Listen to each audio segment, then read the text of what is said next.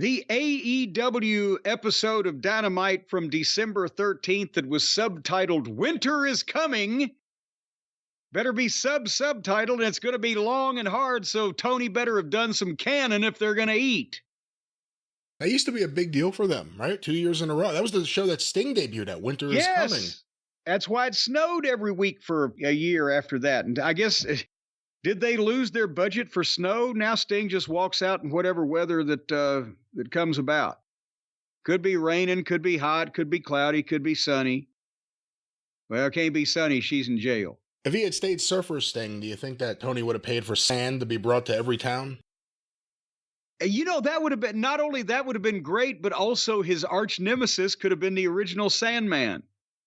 The original Sandman? You mean not the ECW one, the one from Marvel Comics? No, the original Sandman gimmick, not the Sandman with the Singapore cane and drunk and fucking wearing Zubaz. Why the fuck is his name Sandman? His name was Sandman because when he started on the indies up there, you know this, he had a goddamn surfboard.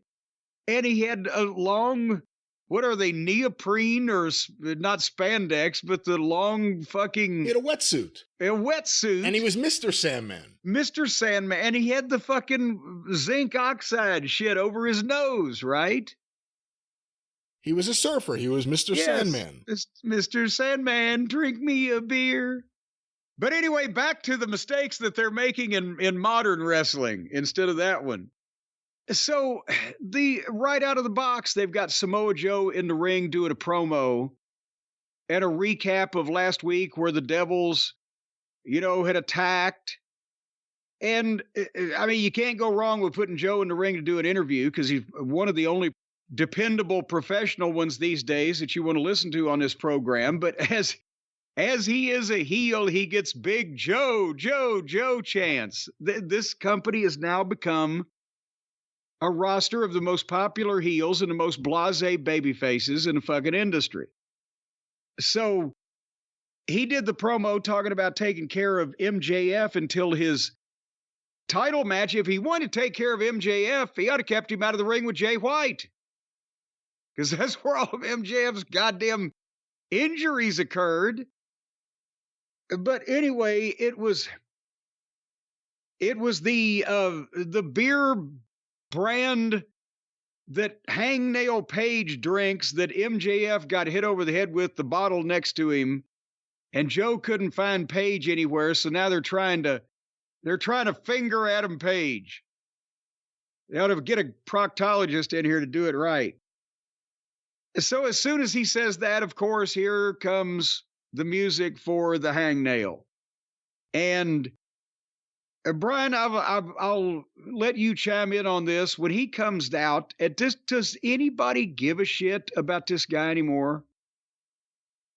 Even their audience. The most hardcore of the believers still do. Well, a lot of them believe a lot of things. But he gets in the ring and does if you're accusing me, then say it to my face. I don't care who did it, blah, blah, blah. Joe is great, and everything he says registers with people. And Paige is just to me, sorry. And then suddenly, here comes Roderick Strong out screaming, Samoa! Samoa, because that's his gimmick. For those of you who have tried so hard to forget, is that he screams everybody's name, or first name, but I guess Samoa is Samoa Joe's first name. See, that's the comedy part of it. And I'll just say it one more time because it bears repeating. They've made Roddy look and act so ridiculous that nobody can care about him. And they made Taven and Bennett the mute flunkies of the guy that nobody can care about because he's so fucking silly. So, and there's some talent there. There was, before they shot themselves in the foot on that. And Roddy's story is the devil is really MJF, and he's the one pulling all this. And then Paige nails Roddy, and Roddy takes a bump out. And referee Aubrey told Samoa Joe to leave because she was feeling her oats that night. And then Roddy jumped Page from behind, and the bell rang for the match between Roddy and Page. And Joe just leaves. Your thoughts so far? I like Joe. I hate Roddy Strong. You can say whatever you want about Adam. Which Adam is it? Adam Page? The Hangman? And boy, Bruce Pobans must be upset about someone sullying the good name of the Hangman. But Roddy Strong is the one with go-away heat, not Adam Page. Oh, I didn't say Adam Page had except with me, he's got go-away heat. But I mean, it's not like that he's electrifying even their crowd when he comes out. They're not standing up and jumping up and down going, yeah, Page, get him. No, I agree with you that they want Roddy to just leave and never return like Felix Unger's wife. But, and it's not, Roddy's one of the best workers on the roster. But they've done nothing to show that, and they've done everything to make people go, what the fuck is this stupid shit on my TV screen? By the way, they've had him act, and the things they've had him do is fucking ridiculous. Yeah. They found out FU wasn't Felix Unger. It was fuck you. And so then they have a match, and Roderick Strong's work is impeccable when he's being presented in a promotion where the athleticism and the sports-based presentation is the key. He excels. He's always in great shape. He lays his shit in. He's got animated selling. He can have a match with anybody. And conversely, Page does same old shit that he always does and blah. But however, and like I said, you could have given Roddy enough credibility even with his size issue, which has been the only drawback he's ever had. Well, he's not a cunning linguist on the promos, but as a wrestler. But you could give him enough credibility that he could be putting top baby faces over if he's a heel or vice versa, and it would mean something, and he would mean something. But they've neutralized that. And meanwhile, Page has been pushed to the moon. And would you say it's fair that he's as over as he's ever going to be in this company right now? I can't see him ever getting more over. Well, I shouldn't say that. I think they'll turn him heel. Because they have to. And he already teased something with him and MJF, and the Bucks are supposed to come back as heels. Okay, well, you're right. The only way to make him more popular is to switch him heel. Yeah. Okay, I got like Swerve, like Samoa Joe, like all the really popular heels. So anyway, there was never a doubt about who was going to win this match because Roddy never wins, but did you see the finish? I don't even remember, actually. The dead eye that was not dead on. Where you didn't even come close to it, yes. Okay, folks, the dead eye is where Page bends over under the guy and picks him up, sort of like Bob Holly used to start the Alabama Slam, right? He's got the guy hanging upside down over his back with his own head in between their legs, and he drops to his knees, allegedly spiking their head to the canvas behind his ass, right? He forgot he's like 6'2" and Roddy's like 5'7". And when he dropped him, Roddy's head was, what was it, 6, 7, 8 inches off the mat, and the shot was clear. He just, apparently it was a giant upper thigh drop to Roderick Strong because that's the only part of Roddy's body that actually underwent any fucking contact with anything. It was gravity. It was gravity all along. And 1, 2, 3. And we were 22 minutes into the program from seeing what I just described there. So, should we move on? I don't know what else there is to say. It's awful. Well, speaking of awful, now we've got another tournament match. The red and the gold and the green block and the blue block and the butcher's block and the auction block and H&R block are the sponsors. And it was Andrade with Hot and Flexible. Hot and Flexible's with Andrade now. So there's going to be problems there with old Miro. And he's wrestling Brody King. 2 heels. Again. Who are we supposed to cheer for?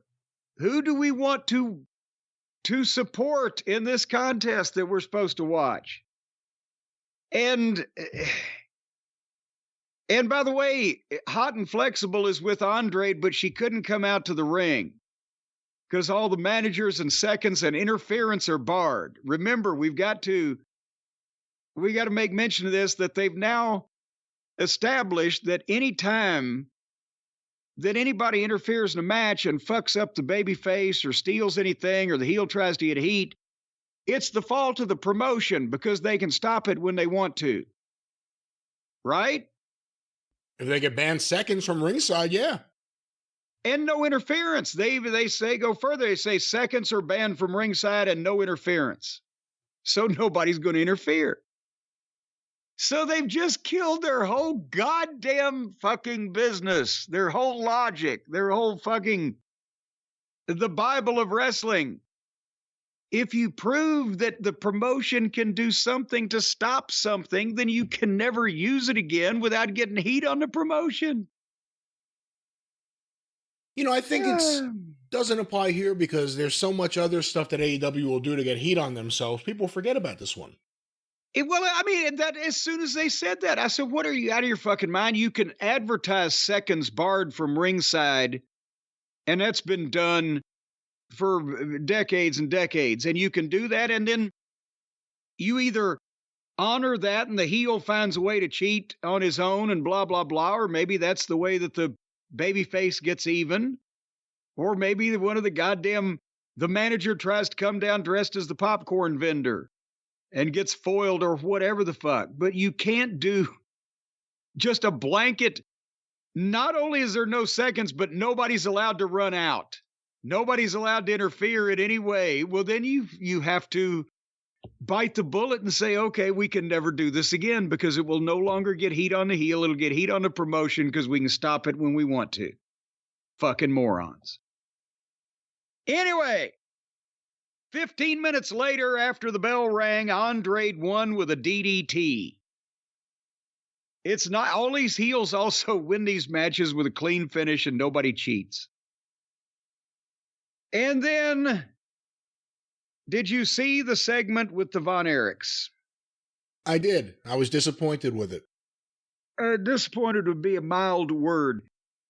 They were in Dallas, or the Dallas Metroplex, the area, wherever this building is in the suburbs. And they had Renee Moxley Good in the back with Kevin and Marshall and Ross Von Erich. They're the guests. They're the subject of a brand new major motion picture. And they're legends in the state of Texas. And the best that they can treat the Von Erich family by putting them on their television program is to involve them with the company mascot, Orange fucking Cassidy, and Danhausen, and Trent. They can't just have them do a nice interview by themselves, talking about the movie and putting AEW over and talking about they're going to be on Rampage. Or they can't interact with main event legitimate fucking talent, just out of respect for Kevin, if nothing else. And what do you think he was thinking when these fucking clowns walked in? I mean, this is the equivalent of going to Raw and then saying, okay, Von Erich, you're going to play Ring Around the Rosie with the New Day. Not even, no.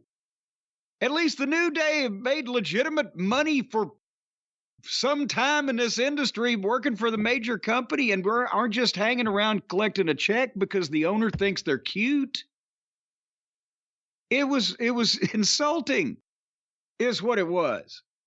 And so then Pockets just, hey, I need partners on Rampage. You guys want to do it? And then the other two chuckle fucks with Pockets are up. So, well, why did you ask us? And the Von Erichs awkwardly agree to be this fucking idiot's partner for. If I'd have been Kevin, I'd have called an audible and say, you know what, boys, no. If my dad didn't teach me any better, I got to teach you better than to fucking associate with these clowns. What, I mean, so the people of Texas get to see the Von Erichs wrestle in a comedy match with a joke partner against who knows who the fuck. And why do that to the Von Erichs in Texas? Why not get them in front of the crowd, get a big pop, do something nice, or do something with mid-card or above talent? But this is what AEW chose to do, and to plug the B show, to plug another show that no one's going to watch. And again, you could have had Marshall and Ross Von Erich against Mike Bennett and Matt Taven, and the Von Erichs would have looked like a million fucking died. It would have been better than the shit on this show. And put them on the show that people see and talk about these guys that are on our television show are the real life progeny of the subjects of a major motion picture. And here they are having a great 10-minute tag match with a couple of veteran heels that can fucking lead them. Because unfortunately, Marshall and Ross, the thing they lack, not athleticism or attitude, it's repetitions, it's experience. They've lived in Hawaii. Ain't a lot of shows in Hawaii. But again... Especially Kauai. Yeah, not exactly the fucking epicenter of the sports attractions in Hawaii, but 10 minutes, Von Erichs in Texas looking great against a couple of veteran fucking heels and winning with a fucking claw, or this malarkey. Anyway, but then speaking of malarkey, we get to the in-ring promo for the ages involving the Golden Fleece, Twinkle Toes, and Jerabloat. And I wrote at the top of it, oh joy, one can't talk and the other one won't stop. One's playing dress up, the other one decided to not wear anything special at all for the occasion. Well, no, Jericho looked like a fucking biker suddenly. And hey, Edge looks cool. I gotta steal that. Yeah.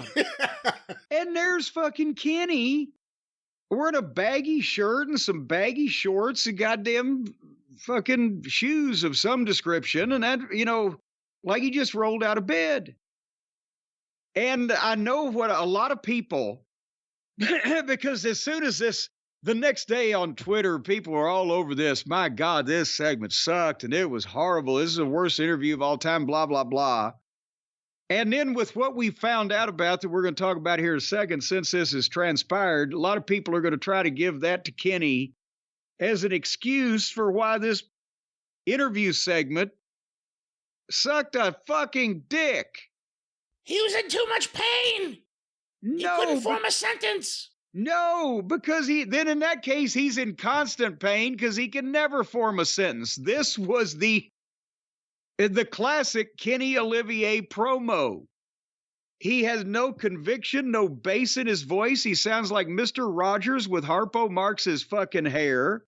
He's blasé about everything. He's the most unaggressive fucking babyface you've ever seen. Nobody that you would want to represent you in a fucking fight of any kind.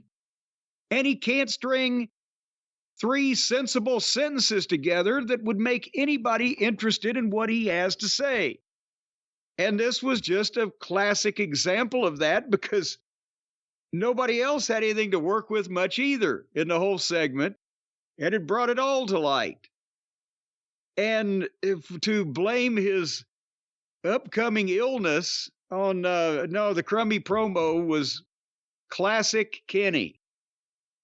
But they came out, Jericho and Kenny, and started cutting a promo about Ricky Starks and Big Bill attacking both of them.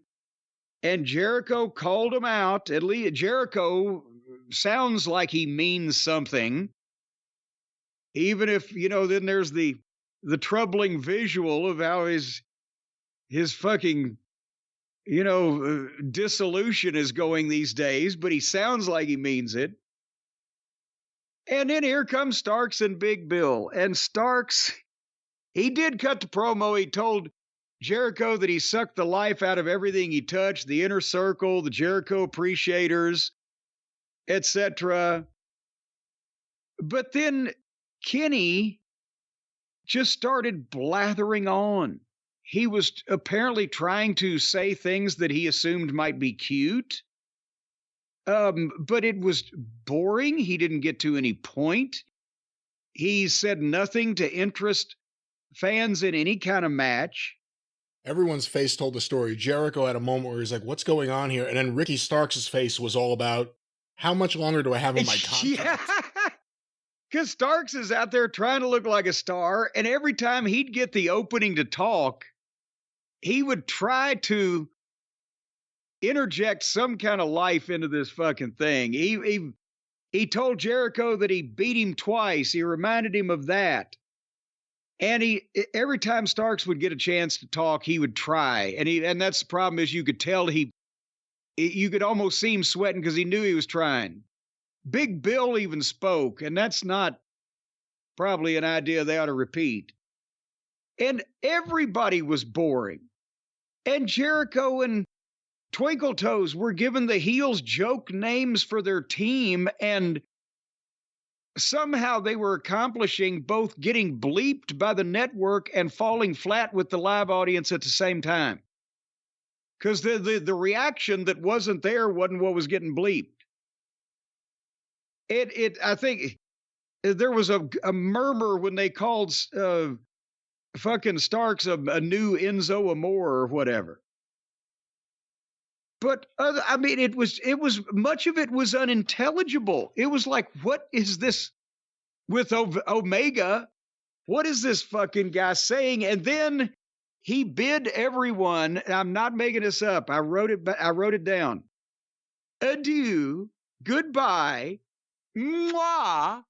He made a kissing noise. And good night, ba-bang. Good night, adieu, goodbye, mwah, good night, ba-bang.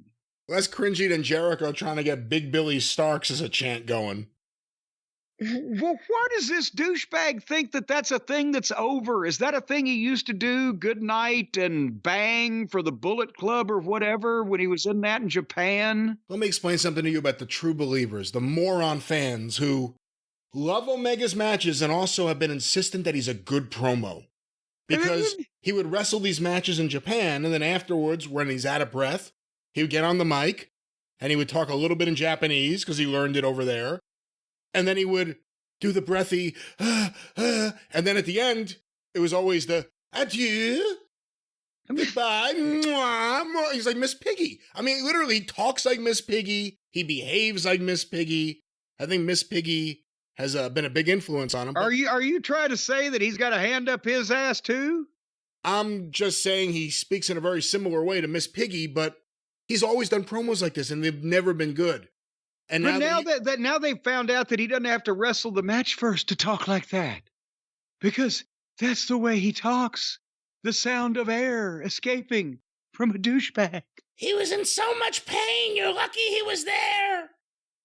Okay, well, this 10 minutes that I just talked about that seemed like 2 hours set up a tag team match, playa, for the big pay-per-view at the end of AEW's World on December 30th, right? With the Golden Nuggets. What are these? What are the? They are the Golden Jets, although Omega screwed up and called them the Winnipeg Jets during the promo, and then he corrected himself, realizing he forgot the name of his own tag team. Well, that's what I couldn't tell whether he was joking or whether, because I would think that he wouldn't forget the name of the team. But then it sounded like he had, and I couldn't. That's one of the unintelligible things I was talking about. But it set him up to jet over there and have a tag team title match with Big Bill and poor Ricky Starks on the pay-per-view, right? Right. Well, that was on Wednesday. Well, now we're going to take a pause in talking about AEW for a second to talk about the rest of Kenny's week. Because after he went out there and did a live interview, not well, but he did it, and confused quite a bit of the issue until finally they got out that they're going to have a tag team match on the pay-per-view. By Friday? He's twittering, I'm in the hospital. I'm out of action. I'm in bad health. I suffered through the pain too long, but now I got to do something about it. I have the exact tweet here, just for the record. Go ahead. I can't really sugarcoat this. I'm out indefinitely.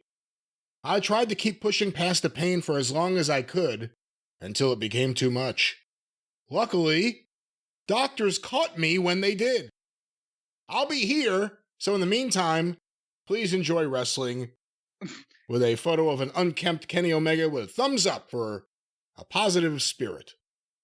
In a hospital gurney, bed, apparatus, gown, some description. It might be a gown he wears at home. No, that is a hospital gown. There are different looks kind like of gowns at home. Gown he might lounge around in. That's a hospital gown. Stop it. Well, I don't mean to accuse him of not being fashionable, but, But nevertheless, this is fucking Friday. And he just set up. You had to know. Did you not have to know? Did he just... Because here's the problem. You know what they've said that he's got. He didn't say it there, but you know what a lot of people are saying. Diverticulitis. He got problems with his guts, Brian. He's got a bad gut problem. And I'm wondering, was the thing that gave him the biggest stomach ache when everybody universally said, what the fuck was that segment? Who the fuck wants to see that match that they just set up last night? Because he looked like he didn't give a shit to begin with. And he just now has suddenly, even though I said this 2 days ago, I can't take it anymore. I'm fucking done. I'm out. I'm gone. Wouldn't you have had some idea that maybe as a professional athlete, something was going on that might prevent you from doing your job, especially the shit that you just advertised 48 hours ago? That's my first question on all of this. And then secondly, is there now any doubt that karma is a real thing? You heard about the video game, right? I know about this. Now, we don't know for sure that he was the person that named the maneuver. I don't know if you want me to say it or if you were waiting for the big reveal, but we don't know if he was the person responsible directly or not. Well, the big reveal was revealed when people started laughing about this. And we're not making mockery of any medical condition that Mr. Olivier might have. We're making mockery of the timing and how somebody else has pulled the rug out from under Tony Khan, the most agreeable boss in the world. But apparently a bunch of the fans jumped in to say that, well, how ironic that it would be that Kenny would get diverticulitis, an inflammation or a disease of the intestines, because that's the same thing that Brock Lesnar got that took him out of fighting in the UFC for a year and a half or so. And in the AEW video game, they have you able to do Brock Lesnar's finish, the F5, but they couldn't call it the F5. I guess WWF's got that trademarked. So they named the F5 in the video game that Kenny was the point person for, in charge of, if not responsible for all details, diverticulitis. So it's just, you can't write this shit that they make a video game that not only bombs, but the guy that is in charge of the video game has the same illness that they are mocking Brock Lesnar for having in their video game that bombed.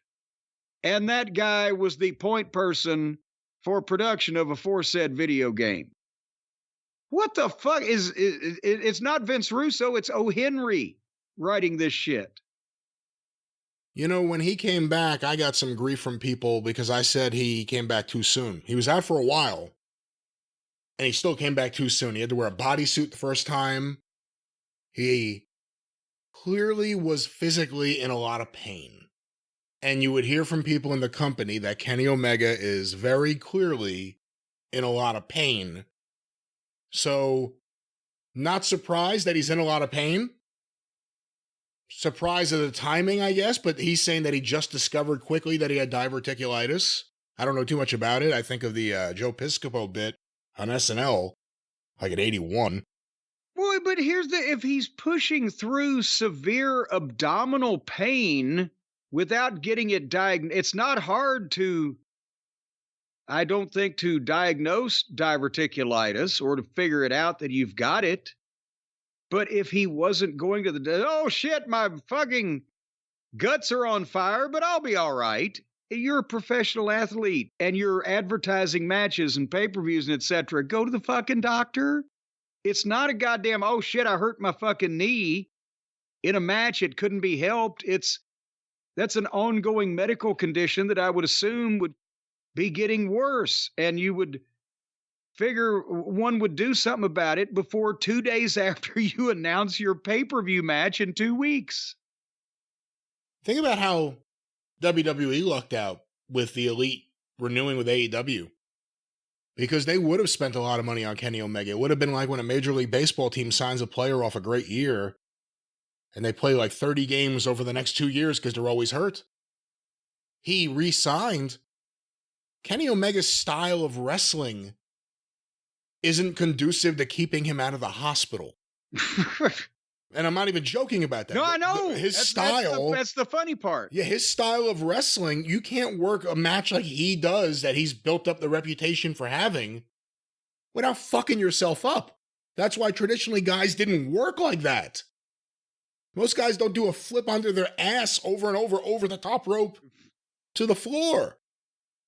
So, he's safe because he has an AEW contract and he's someone that Tony Khan loves and protects. But I don't know how much more in the ring we're going to see Kenny Omega. I mean, even now they were trying to get him into tag matches and kind of hide him there. But he can't go the way he has gone. I don't know if this is the kind of guy that could transition to a different style. Again, I actually just hope he gets better. Like I said, it's been very well known that he has been in a tremendous amount of pain for quite a while. He shouldn't have come back when he came back. He was out a long time. He should have been out a lot longer because of his style of wrestling. Whatever damage has been done to his body, whatever is just happening naturally. Again, I don't know too much about diverticulitis or how that happens, but, Omega's been fucked up for quite a while. Well, and you just hit on something else that, again, Tony Khan has saved the WWE a lot of money, because if they had signed them and the other two dipshits, the Buckaroos, just because they were hot and they didn't want somebody else to have them, and they had gone that way, well, we've talked about Kenny by now would probably been released because he would have driven them crazy or vice versa. And they would have got the Buckaroos, and they would have been not only miserable because they'd have never put them over in a top spot under Vince or Triple H, I don't think. They would have just collected them so the billionaire rich kid didn't get them. They'd be wrestling Gargano and Ciampa on Mondays. Yeah, but they would have paid them a lot of money. And they would have got nothing out of the Buckaroos in that company. Look at who's on top now and explain to me how they would fit in. So they would have spent a lot of money on those three guys just so Tony wouldn't get them.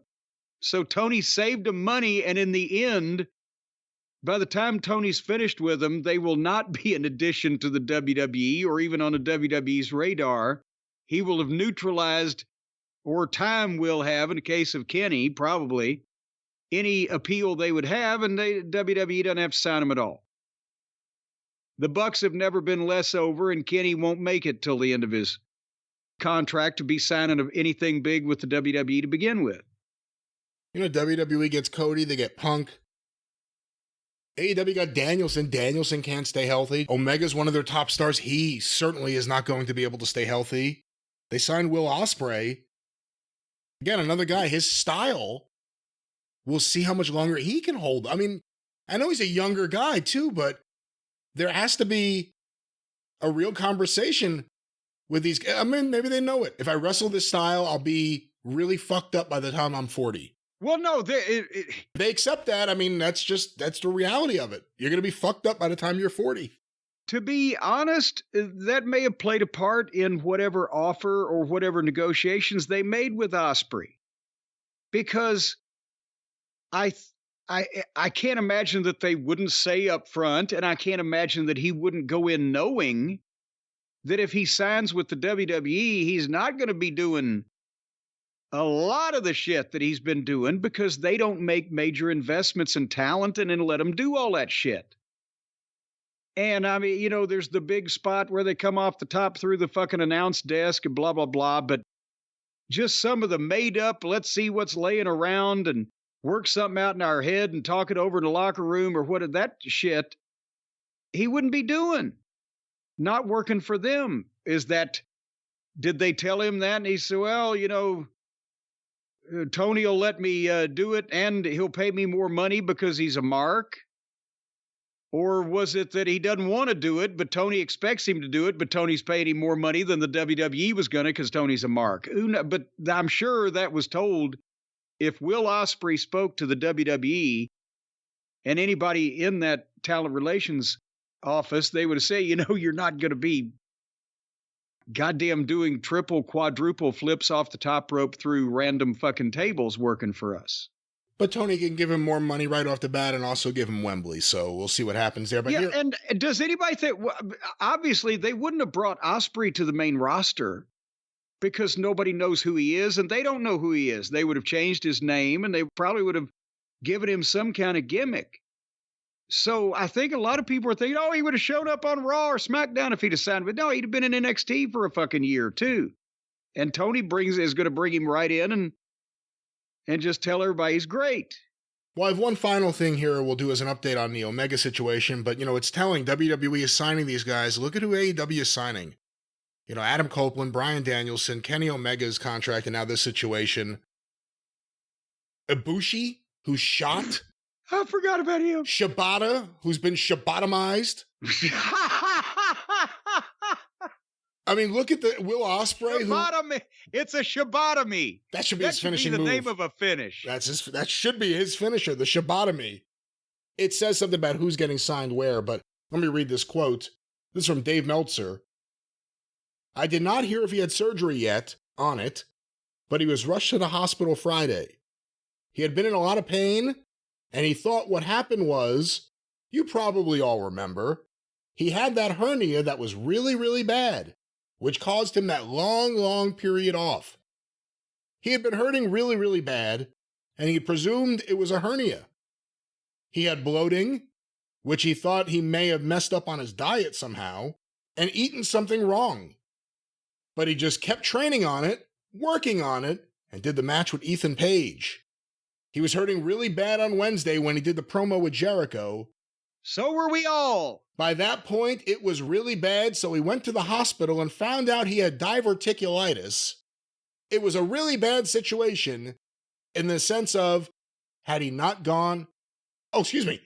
he had not gone in another day or so, it could have been horrendous. So the situation, very, very serious. It's very horrendous in Dave's mind. But then Kenny thought he had a bad meal, and it turned out it was diverticulitis. Why did he say, yeah, Tony, I'll be glad to plug this pay-per-view match for you. I'm at death's door. I don't know if I can hang on much longer, but... Kenny, are you okay? Yeah, I'm just a little bloated. Yeah, it's just some bloating. I don't know, it happens every 4 weeks or so. The cramps, the bloating. I don't know. I'm stuck in some kind of monthly pattern I can't get out of.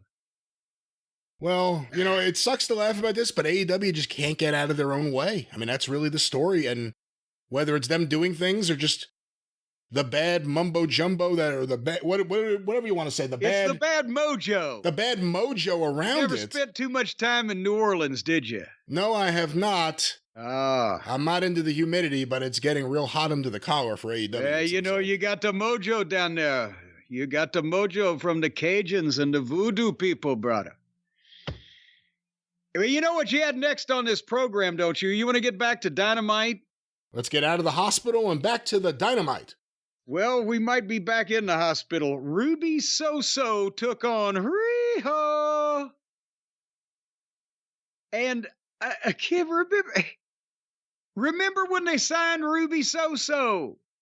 And she got the music from Lars Frederiksen. Rancid.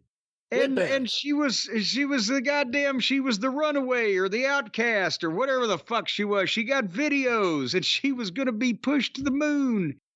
And now she's flunkifying for Riho. Her name is Riho and she don't weigh 90 pounds.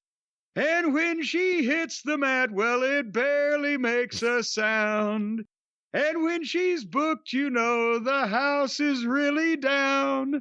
Oh, Riho, well, she's just a mud show clown. So you're looking at this in a real negative way. I think we should look at this as a positive. This really showed how gutsy Tony Khan is as a promoter. This was the 9 o'clock hour. Yes, it was. 9 o'clock, and that's why I wrote, can you imagine? And by the way, it went through a break. Actually, I watched the break. I didn't watch the match. There was an Iron Claw spot in the break.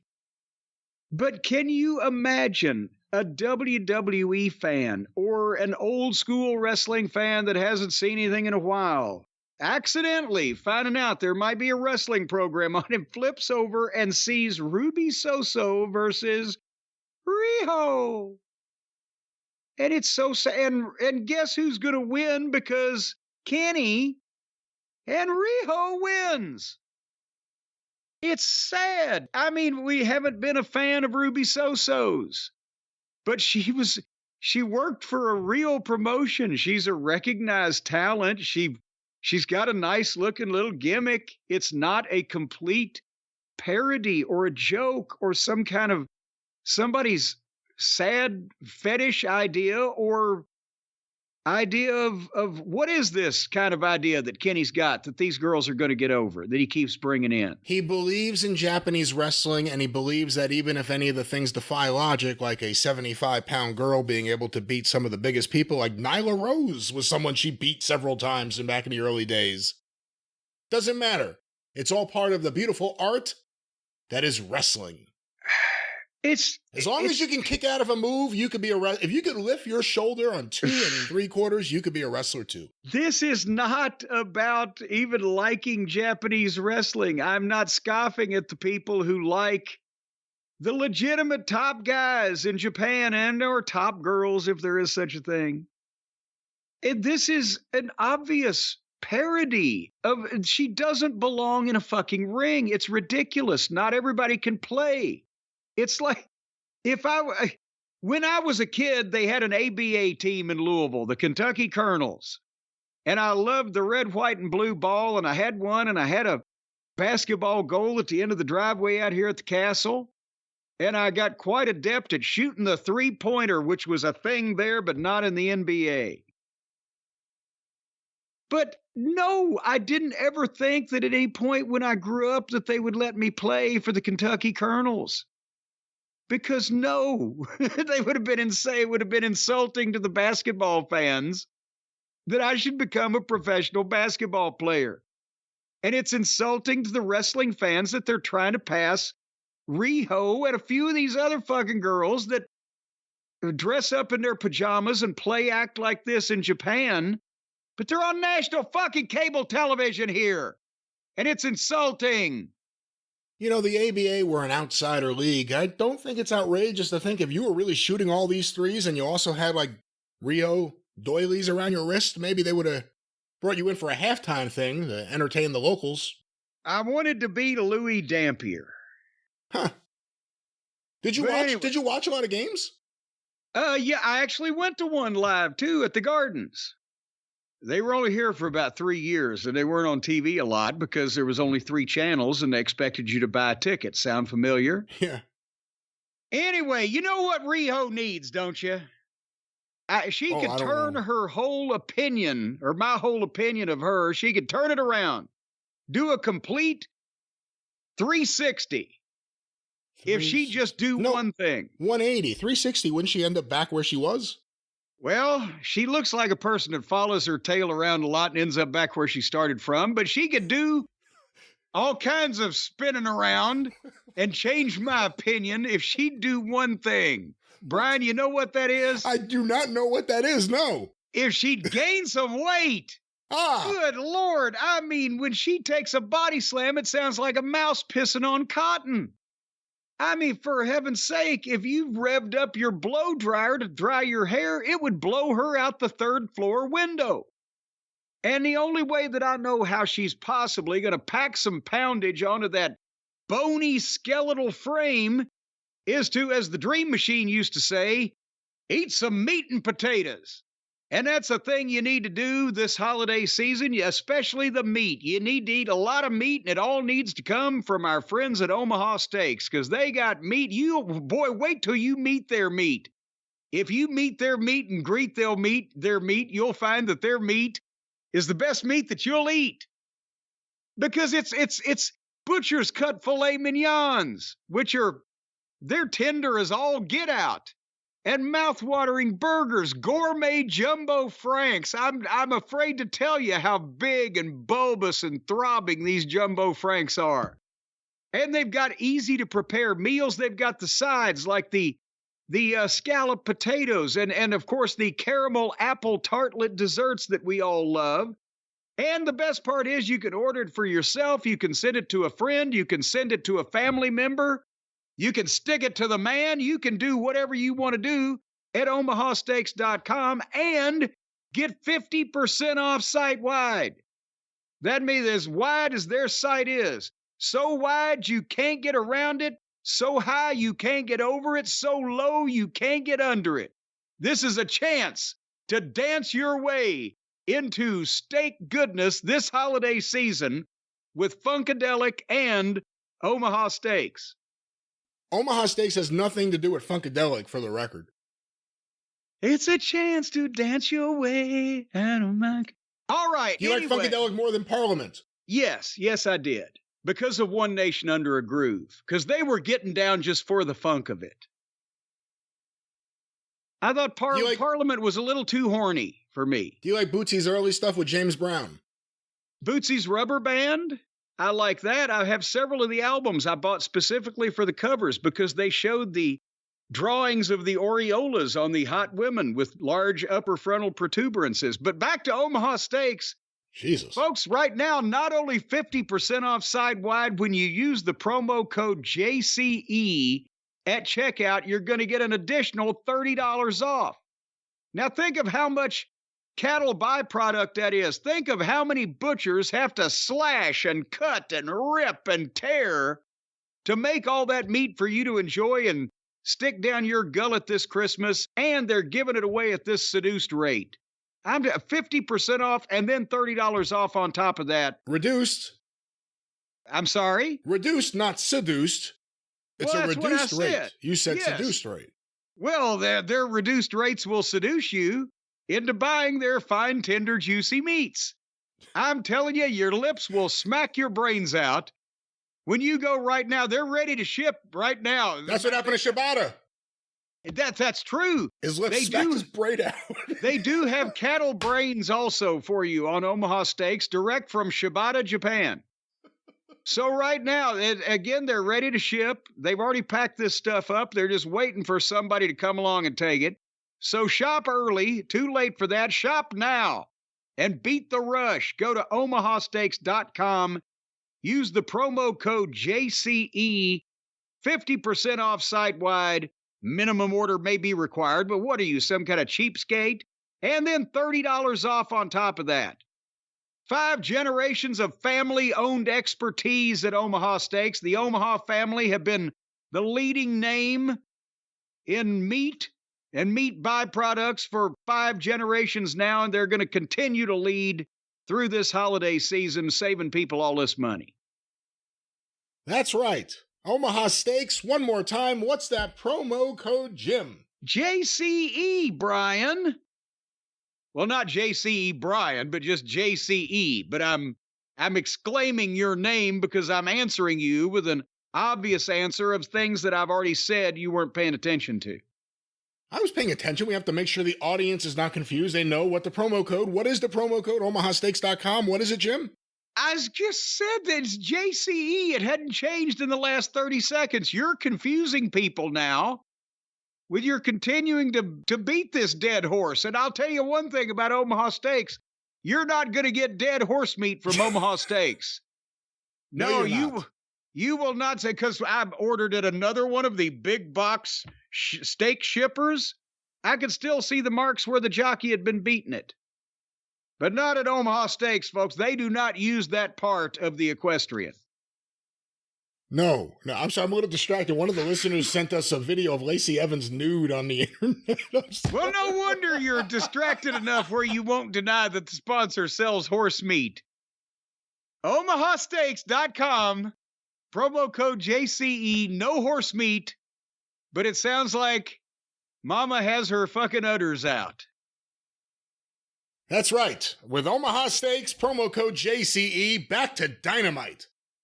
Well, speaking of a bunch of bull, then we had another one of the tournament matches. And this one was Jay Lethal against Rush. 2 more heels. But fortunately, everybody knows to feel sorry for Jay because he never wins. And he didn't hear, and at least this one didn't go 20 minutes like all the other tournament matches did. No, this fucking goof Rush taps him out in 4 minutes. And again, a lost opportunity.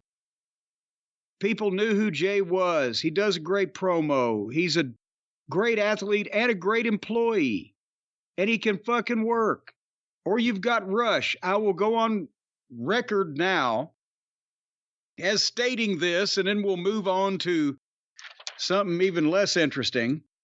This goof is never going to draw 15 cents in Chinese money for Tony Khan or anybody else. He does same shit all the time, and the people who are already watching this stuff like it that he hits everybody and he doesn't sell anything and his matches don't make any sense, but sorry. He can't promo, he can't put a logical match together, and he's an interchangeable guy doing moves in a company full of them. Do you disagree with any of that assessment? I think Rush is all right, but I don't think he's someone who's going to be a meaningful main eventer here in the States. But I think he's a really good wrestler, and I also think the result was known. Jay Lethal was put in this tournament to lose every match, and I didn't watch this match. Well, and speaking of people put in a tournament to lose every match, the next match was a tournament match. Jay White and Mark Briscoe. And I've already said everything about Mark. They wasted that too. And I don't care if they shove a fucking tube up Jay White's ass connected to a helium tank. They ain't gonna get him over. But they had a chance to with Mark, and the window closed. He was even more valuable. But they won't get it back now because the time passed. And he's Briscoe, and I believe Jay also, they're already out of the tournament according to points. So they're wrestling for no reason. Because they can't possibly win. And you know the people that can't possibly win are generally going to lose anyway. So what the fuck is it? And the fans at one point started chanting "Dim Boys."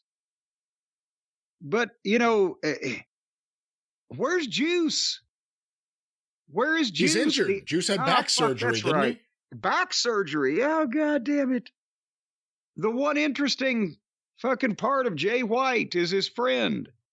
That's the AEW thing. You come, you sign, a couple of big appearances, then you're out for like 6 months. And, you know, again, even the WWE could not get Jay White over. I'm going to go on record as saying that right now. Not that we'll ever see him try. And finally, Jay White hit his finish. 1, 2, 3. After he raised his knees, Mark was going to give him the froggy bow. And Jay White raised his knees and, you know, caught him and then hit his finish on him. So the heel just beat the babyface flat with no cheating, no out for Mark Briscoe, no heat for Jay White, a useless match that did nothing for anybody in a tournament that one guy could not possibly win, even if he won this match. And who does these fucking finishes? Where they don't even know the simplest thing about the heel does not beat the babyface flat. 1, 2, 3. for almost any reason except if it's a complete job match. And then that goes against the idea of having good matches for your tournament. But do something to do business out of it. Don't just have the fucking guy get beat flat. It does nothing for nobody. Or anything for nobody. Or any other proper execution of grammar. You know, it's interesting that AEW, I mean, there are people that go and they'll tell you, oh, I had a great time. But at home watching on TV, it seems to get really quiet a lot. Especially when it's matches with people that the fans there don't care too much about. It was really quiet at various points throughout this.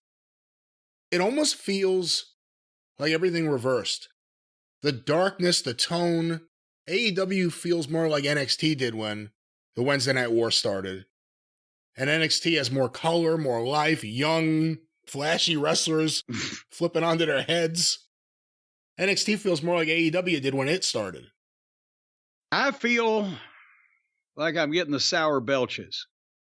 So one more match in this program, then we're going to find out if anybody watched it. And the other match was a tournament match with Swerve versus Plumber Moxley. And at least, I believe there's a heel and a babyface in this because Swerve is a heel. We know that because the people chant for him and cheer for him and love him. And I believe Moxley is a babyface because he constantly uses foreign objects to stab people and cut them and slice them and choke them and drink their bones and eat their blood. And he flips off the fans. And etc. So at least we're clearly defined in our babyface and heel roles there. And the premise of this being the last match was affected because you know that we've been talking about even Uncle Dave and his, Jerry Mahoney-esque sidekick, Brian Alvarez, have been arguing back and forth about the constant overruns on AEW television. The DVR never catches the finish of the main event. They go 2 minutes over, 3 minutes over, whatever. They can't manage their time. Uncle Dave says, well, goddamn, that's part of your job. You got to work to see this show if you're a fan. It's not my job! And that's what Uncle Brian says. And that's what we've been saying is that, Jesus Christ, if they can't get their show in, why am I going to bend over backwards? But in listening to the internet criticism, Tony made the big announcement this past week that they were going to have a 5-minute overrun. A 5-minute overrun has been announced for this week, for this program, for Dynamite. It was Monday or Tuesday they announced that. And that's just in case because it's real sports, Brian, you know that, and sometimes sports go over. So they tried to make it look more real this time by instead of just going over and not telling anybody so people don't see the finish, they announced ahead of time they were going to go 5 minutes over. And then these 20-minute time limit tournament matches, they started the tournament match with 15 minutes left on the air. So, but anyway, the plumber started out actually trying to wrestle because he's convinced himself that he's some relation to Hoist Gracie. But it was what you would expect from these two people. And I said, you know what, fuck it, I'm about finished with this program. We're going to see who wins this one because this is one that maybe the finish might be up in the air. You don't know whether Moxley will politic to win because he's the baddest man in the world, even though he looks like a floating corpse. Or you never know whether they'll put Swerve over because Swerve's the one that ought to win this thing because at least it might do something for him. So I zipped ahead to see the finish, at least now with the overrun having been called ahead of time, agreed upon ahead of time. I'll see the finish of the main event. And at 10 p.m. Eastern Standard Time, my DVR froze. Because, Brian, we've now found out that apparently it's not just enough to ask for permission from TBS to run over. And it's not just enough to tell Twitter you're going to run over. you have to inform the cable companies that broadcast the program that you're going to run over, or they're going to assume, like they do with most things, that you're a fucking professional and you know how to end up on time. Because the DVR still didn't record the overrun that they announced ahead of time. How many different ways can they fuck this up? As many ways as you can. Tony's a statistician, isn't he? So he knows all the ways. He can figure out ways that we haven't even figured out yet. Well, he's a-doing it. So who won this thing anyway? Moxley won, beating Swerve. He is now the point leader in the gold bracket, I believe it is. Oh, good God. And the overall point leader in the Continental Classic. And then the show ended where the Devil's Associates arrived. Outside. In the dark. 4-on-1. They're beating the shit out of Adam Page. They throw him onto the windshield of a car. Just like what happened to him at Wembley against Crimea River himself. Jungle Boy. And then the Devil, driving, or at least behind the wheel with his mask on, got out of the car to make sure that his presence was felt. And we went off the air, and I lost the last few seconds because it went to 10:06 here, not 10:05. Swerve, by the way, I don't care about anything else and how bad everything is there. Swerve shouldn't be losing. Why Swerve in this if he's not going to win? Well, he's the one guy with momentum. Because Moxley went to Tony and said, well, I'm a badass. And well, you can do it better than me. What did he say to Tony? All right, so we do a tournament, all Japan style, and then I get all the points. And Danielson, I forget, is he hurt this week or is he still okay? Yeah. Because they're doing the tournament. To find out. They're doing the tournament for Brian so he doesn't have to go to Japan for the G1, so it'll end up they've sold Tony on this. So fuck all your new talent that might draw you some money. I'm retiring next year, and the plumber is the shits. So we'll go to the finals because that means that two members of the BBC will have to duel with each other. They'll be sword fighting over there in the BBC clubhouse. It's either going to be one of them, I think, because it should be Swerve. And if Swerve doesn't get this, Swerve should be in line for the world title because he has momentum. But if it's going to be... Who's going to be the world champion? Well, we will find out. But if it's not going to be Moxley or Danielson, I could see them doing something crazy like Eddie Kingston all of a sudden gets points and gets into the finals and gets a big dramatic win because he's a fan of Japanese wrestling. I could totally see that happening. But back to the question I asked because you glossed over it. But here's what I'm saying. Yes, Swerve should be in line for the world title if it's still going to be MJF, but is MJF hurt to the point where he's going to have to drop it to Samoa Joe potentially, in which case you don't want Swerve versus Joe. That doesn't make any sense. And that's the thing, they're having to figure this out as they go based on who they have not allowed to fuck themselves up this week. So anyway, that was the closing time fuck up. And who watched this fiasco with these wonderful tournament matches that mean nothing to their business? Let's go to the numbers here. The AEW ratings. 800 and what thousand? AEW Dynamite for December 13th. These were compiled by WrestleNomics. AEW Dynamite on average was watched by 845,000 viewers. There you go. Does it have the last several weeks on your graph there? I don't want you to go looking. It doesn't have it in front of me. Okay, but looking. It's 835. It's 825. It's 845. You got to say one thing about them. They're consistent. They do an 800 and something average. They start out with almost 1 million. They end up with barely 700,000 every week. Keep that number in mind, 845, because it's a very interesting story here this week. Okay. Let me start by telling you, because WrestleNomics has this. The Big Bang Theory at 7:30 averaged 1,157,000 viewers.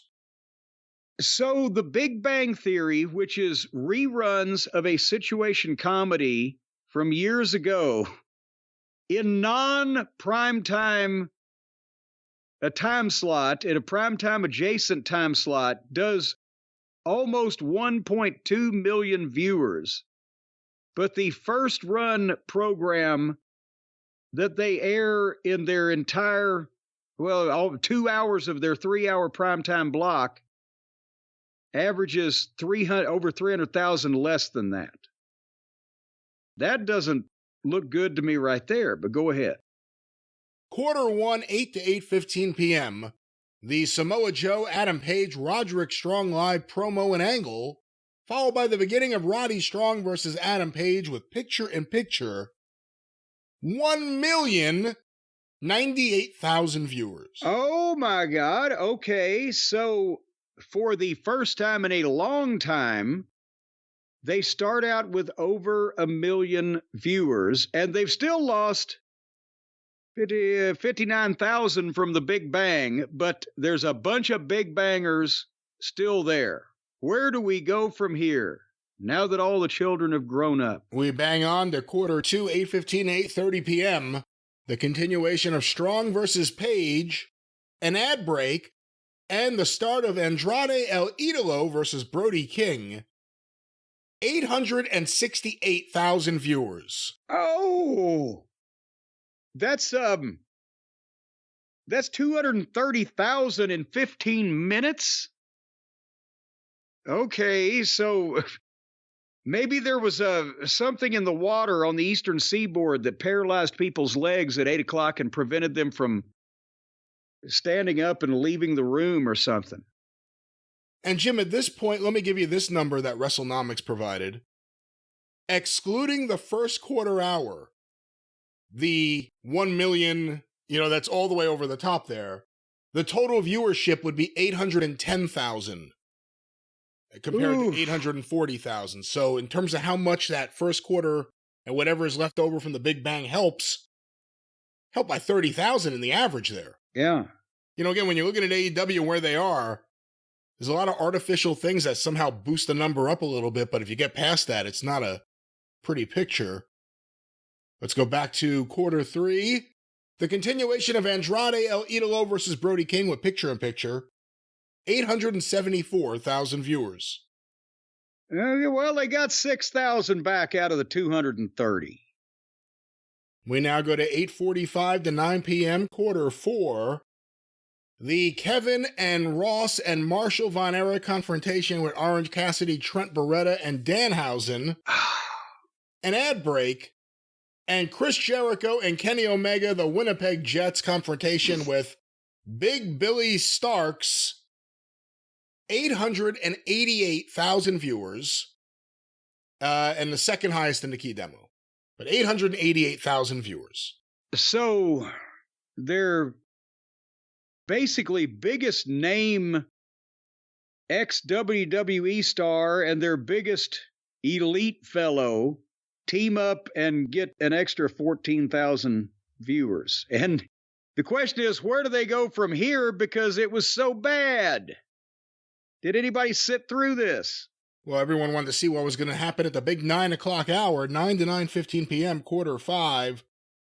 A recap, followed by Riho versus Ruby Soho. Oh, here we go. And the people are about to go. With picture-in-picture and a post-match with Timeless Tony Storm, followed by a Wardlow video and another ad break. 804,000 viewers. All right, so 84,000 people said we've seen enough, and as I'm looking at their average with these numbers, I have a feeling that the attrition is beginning to start in earnest. Well, it continues in earnest in quarters 6, 9:15 to 9:30 p.m. Jay Lethal versus Rush, a Swerve Strickland John Moxley video, and Mark Briscoe versus Jay White. 771,000 viewers. Not as bad as I was afraid. That's only another 33,000. Well, we go from there to quarters 7, 9:30. I see they've got more room to fall. Well, 9:30 to 9:45, quarter 7, Mark Briscoe versus Jay White continued with picture-in-picture ads, an ad break, a final battle video, and main event entrances for the next match, 725,000 viewers. And there went another 46,000. Now they have, since the top of the 9 o'clock hour, they've gone from 804,000 to 725,000, but that's not as bad as the first hour where they lost 210,000 total viewers from where they started. So, and they're down 373,000 from the start of the program. Well, we go to quarter 8, and we also have a 5-minute overrun. Oh, yeah. 9:45 to 10 p.m., Jon Moxley versus Swerve Strickland with picture-in-picture. 755,000 viewers. 5-minute overrun. The conclusion of the match, and Adam Page attacked by the Devil's Friends. 772,000 viewers. And again, did 17,000 people just show up to watch the last 4 minutes of that match, or they thought they were going to see something else?